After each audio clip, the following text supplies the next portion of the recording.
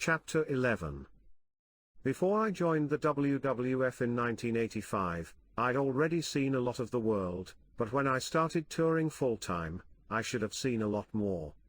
I must have been to just about every big town and city in America, but I can't say I really saw any of them.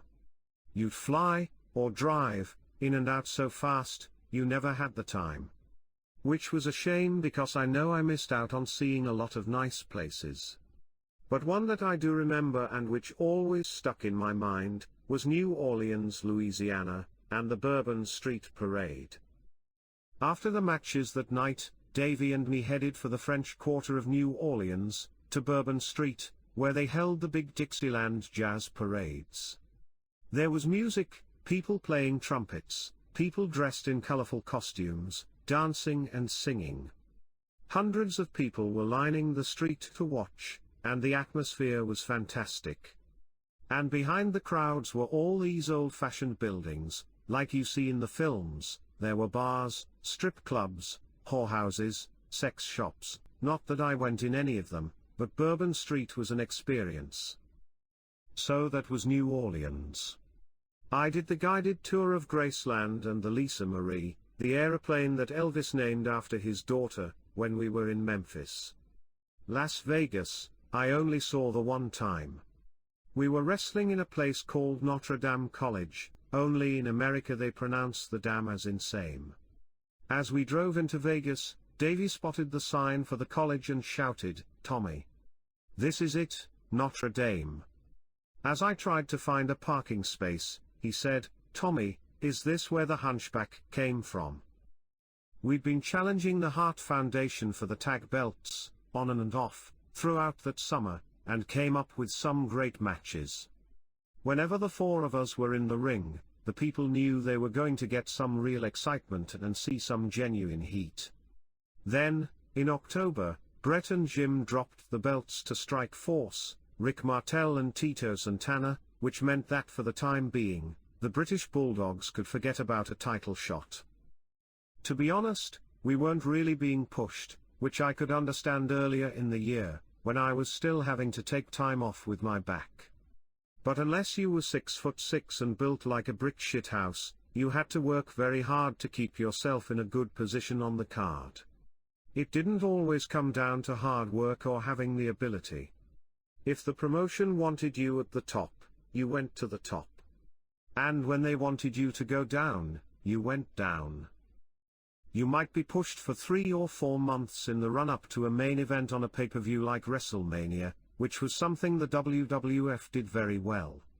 For example, early in 1986, perhaps even before that, King Kong Bundy was being pushed as the monster heel that nobody could beat. In the run-up to the event, he beat every single opponent to a pulp.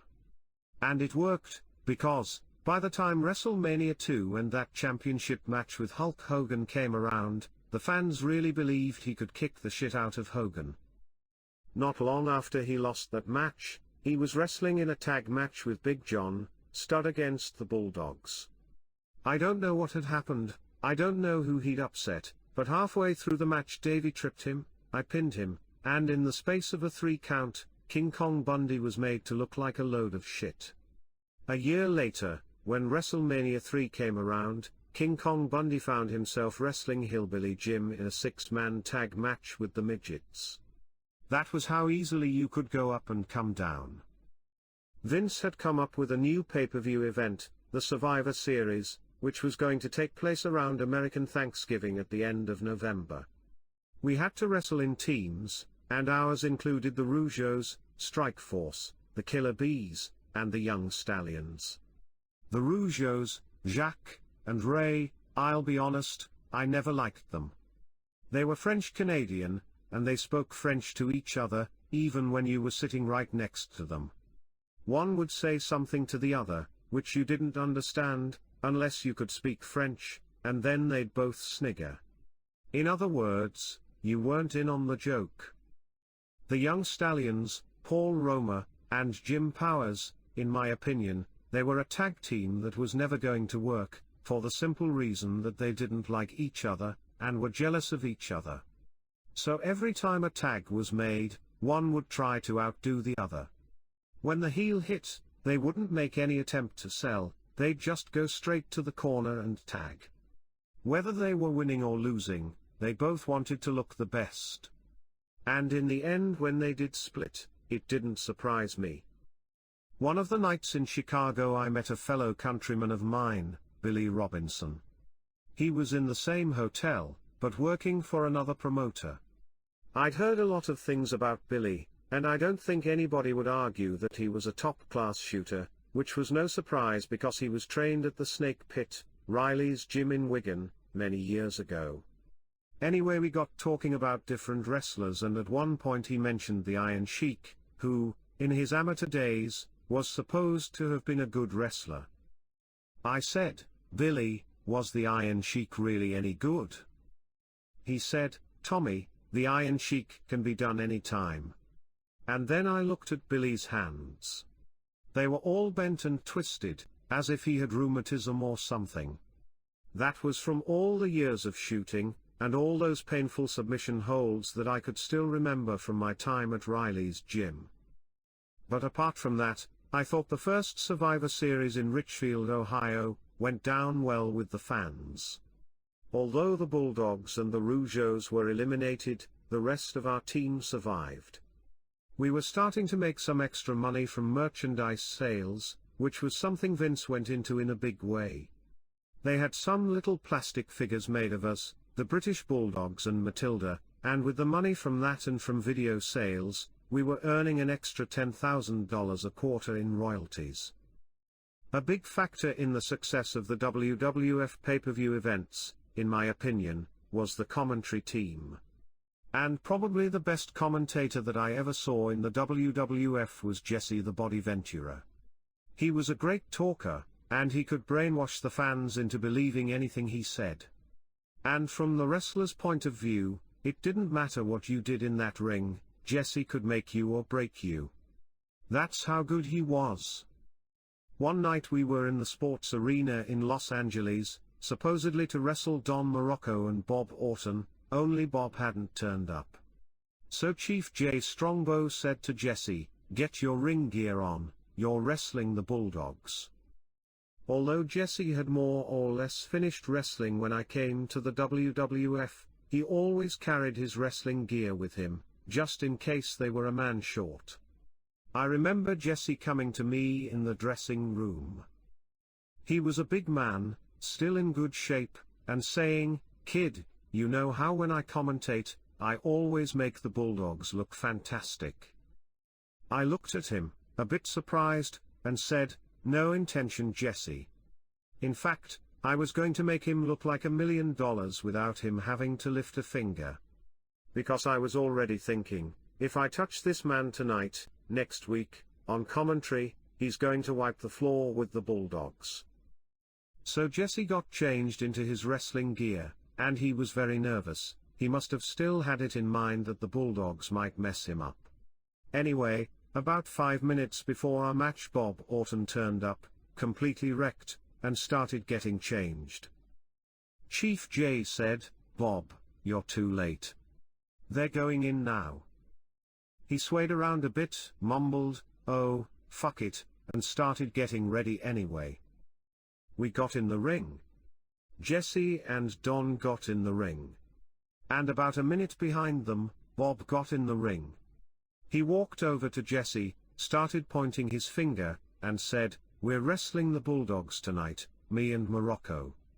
That was all Jesse needed to hear. He went straight back to the dressing room. A similar thing happened when Bobby Heenan had to stand in for Big John Studd when he no-showed at a tag match with King Kong Bundy against the Bulldogs. Bobby, the Weasel Heenan, came to our dressing room about half an hour before our match, saying he had a bad back. "Take it easy with me, will you, Dynamite?" There was a regular turnover in the WWF. One man got fired and another one would come in and replace him. Some of them lasted a week or a month, some did 6 months, some went on to become big stars. When Vince brought Jim Helvick in, and made him into the Ultimate Warrior, I didn't think it would work, because he had no talent for wrestling. None. Jim came in from Texas where he'd been wrestling for Fritz von Erich as the Dingo Warrior. For running to the ring, getting in the ring and shaking the ropes, I'd give him 10 marks out of 10. Plus he looked good. But once they rang the bell and he started wrestling, he was absolutely pathetic. It turned out, though, that I was wrong about the Ultimate Warrior. His wrestling was the shits, but his gimmick went down a treat with the fans, just like Hulk Hogan. So then he started getting the big push. Sometimes it worked the other way, and the gimmick overshadowed a person's ability in the ring. For example, with Hacksaw Jim Duggan, Jim knew his job, but before he became a pro wrestler, he played American football. And that football gimmick that they had him doing, the three-point stance and the tackle, disguised the fact that he could actually wrestle. I'd give the man 6 out of 10, which is a lot. But they gave him such a stupid character, he never had a chance to show that he could wrestle. But, as I'm sure a lot of wrestlers were starting to think, did it really matter really as long as they paid you? I had a lot of good friends in the WWF, people I went drinking with or shared a rental car with, but you had to be careful who you were seen with.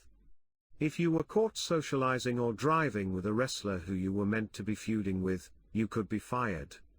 That was because the Sheik, and his opponent at that time, Jim Duggan, got pulled over by the cops on a drink and drugs charge, Duggan with marijuana, and the Sheik with marijuana and cocaine.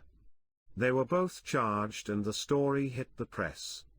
But it wasn't the drugs that upset Vince, it was the fact that two wrestlers, who were supposed to knock the shit out of each other every night in the ring, had been caught in the same car. Well, it was bad for the business. We'd all done it. I'd driven Larry Latham, Moondog Spot, many times when we were wrestling each other. But after that incident with Duggan and the Sheik, Vince told us all, if it happens again, you will be fired on the spot. And he meant it.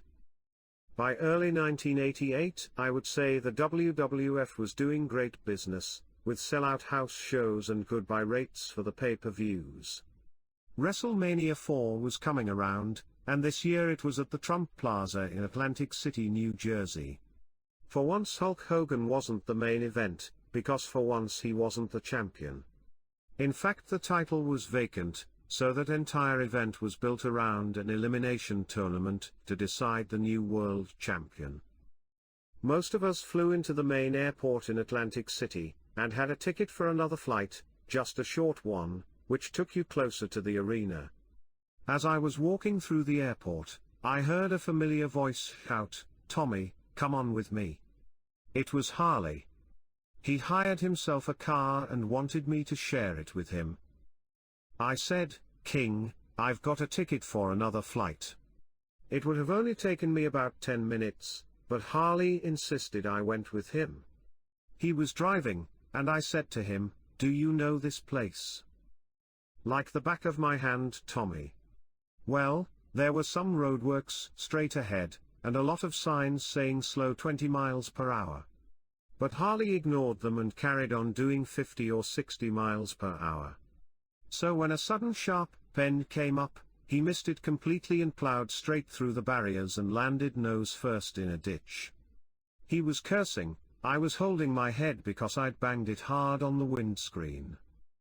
I said, "King, I'm not being funny, but I thought you knew this airport like the back of your hand." He said, "Frig Tommy, I've not been here for a long time. The bastards have changed the roads." Harley always made me laugh. One of the funniest things I ever saw was his performance at the Slammy Awards in the Trump Plaza. It was a big occasion, and Vince had hired tuxedos for all the wrestlers. We all looked very smart. Then Vince made us act out little scenes. For example, Randy Savage was playing a trumpet, somebody else was on the drums, all stupid stuff, but intended to build up for the pay-per-view. At this time Harley Race was feuding with Jim Duggan. Mean Gene Okerlund, the MC, was standing in front of a giant movie screen, and when he said a certain line, Harley and Jim were supposed to come crashing through the screen, and start fighting in the arena. But Harley, who had already been drinking, got it completely wrong and burst through the screen on the wrong line. The director or somebody shouted, "Cut! We'll have to do that again." So everybody went back to their places, except Harley. He was staggering around, crashed into Hillbilly Jim's farmyard scene, where they had some little farm animals, like pigs and sheep and chickens, and started trying to grab hold of a chicken. The man who owned the animals was shouting, telling Harley to get out of the farmyard, and as you can imagine, the rest of us couldn't stop laughing. So they put a new screen up, and did the scene again. This time Harley got it right. He came through the screen with Jim, on cue, they had their fight, and everybody was happy. But right at the end of the taping, the king had to walk off the stage, and down a flight of about 10 stairs. He had his crown and robe on, and although he was well gone by this point, he was trying very hard not to show it, maybe too hard, because he missed the first step, and fell straight down the other 9. We all cracked up again, because when Harley got up, his crown was nearly flat, and he had blood all over his face. He wandered over to the audience, to the front row where his wife was sitting, leaned over the barrier and said to her, "How did I do?" She didn't say a word, just got up and walked out. At WrestleMania 4 we wrestled another 6-man tag, this time with Koko B. Ware as our third man. Our opponents were the Islanders, Haku, and Samu, with Bobby Heenan. The match was okay, on the short side, but they needed more time for the main event. When it finished, Bobby Heenan was supposed to run off up the stairs, with Matilda chasing after him. He'd even put on a special dog-proof jacket like a police dog handler would wear, and showed it to the fans saying, "See, I'll be okay." But on this night, Matilda would not perform. She just sat there. So we had to run after Bobby, dragging Matilda along the floor behind us. That was the night Randy Savage beat Ted DiBiase to become the world champion. Ted was a good wrestler, and a big mouth on the microphone, but for me, that $1 Million Man gimmick wasn't right for him. What he was then, and what they would still say now, is that Ted was a wrestling heel. He wasn't aggressive enough. He stuck to the wrestling manual, as in, arm drag, hip toss, whatever, very methodical, and technically, very good, but he'd no fire inside him, for example, to crack another wrestler in the ring for no reason. A couple of months after WrestleMania, my son Marek was born, and as you can imagine, I was very proud of him. I still am. But things hadn't been going so well at home between Michelle and me. That was nobody's fault, and I know it was hard for all the wrestlers' wives because we were away so much of the time. But I was away too much. Occasionally, when the WWF came to Toronto or Montreal, or California, it was near enough for me to bring Michelle and the children to see the show, and get to spend some time with them that way. And I always enjoyed wrestling when they were in the building watching me, even though the children were too young to really know. But, over the last 3 years, we'd almost become strangers and were more or less living our own lives. During that summer, we had matches with the Hart Foundation, until they turned babyface, the Bolsheviks, the Islanders, and the New Dream Team, which was Greg Valentine and the Honky Tonk Man. Brutus Beefcake was now Brutus the Barber Beefcake, and he looked an even bigger prick strutting round the ring with those garden shears. But they were all hard matches. I was still doing the top rope stuff and the high-impact moves, and those matches really took it out of me, but as a team, we seemed to have lost direction. I thought maybe it was time the British Bulldogs had a change of heart. So we went to see Vince. As usual, I did the talking. I told Vince we weren't happy with the way things were going and said, I was thinking maybe we should turn. Then Davey chimed in. Yeah. We could shave our heads and get some bulldogs tattooed on the side of them. I turned round and looked at him, and I said, I'll tell you what, Dave, you shave your head and get a bulldog tattooed on each side, and then I'll do mine. Which I wouldn't, but it didn't matter anyway because Vince didn't want us wrestling as heels. He told us to just carry on as we were. I know why. The wrestlers that were being brought in or pushed to the top were big men, a lot bigger than us, and as heels, we would be too small.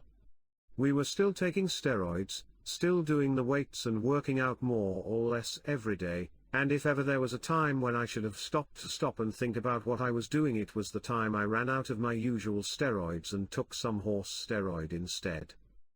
I got it from a vet who lived close to my home in Calgary. He told me it was for horses. The label even read, for intramuscular use with horses only, and there was a picture of a horse on the front. But I didn't care, I was desperate. I'd run out of my usual stuff and I knew I had to take something, so I shot it. I woke up about 2 a.m. freezing cold and sweating at the same time, and feeling terrible. I got up, turned all the heating on, I even turned on the burners on the stove and sat over them to try and get warm. When I look back to what I did that day, I know it could have killed me. But at the time, you didn't think about it. What did give me a shock was an incident that happened in the summer of that year. We just landed in San Francisco to do a show at the Cow Palace.